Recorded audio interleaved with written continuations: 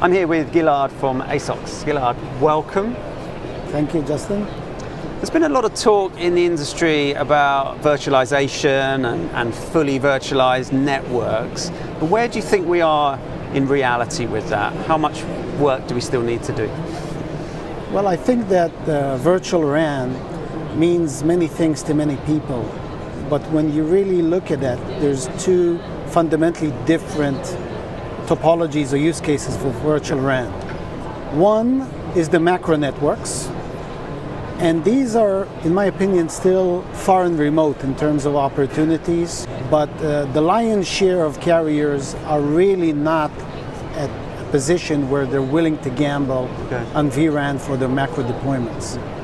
On the other hand, there is this new emerging market which everybody is chasing, which is called the enterprise market. And enterprises tend to live and operate in buildings and facilities. And for that use case, I can actually see a lot of traction and interest, both from the carriers, the software companies involved, the vendors. So if I would have to take a pick, I would say that vRAN will be more pervasive in the enterprise market, at least for the next few years, and then potentially, as a second step, creep its way up to the macro networks. Okay, and you touched on the use cases there. I mean, what kind of unique use cases does a virtual RAN actually enable? Starting perhaps with the enterprise market, you know, what opportunities does it offer? Well, obviously everybody is talking now about private networks. If you really look at it, it's a more secured, reliable Wi-Fi network. And the quicker the industry admits it, the easier it's going to be for it to realize what would be the use cases for 5G on-premise. From vertical perspective, clearly markets which are still not using Wi-Fi because of reliability, such as industry and potentially healthcare, could be the first movers. And then potentially on the second step, your traditional corporate office applications. We're all talking about 5G. What sort of impact do you think 5G is going to have on operator business models and opportunities going forward?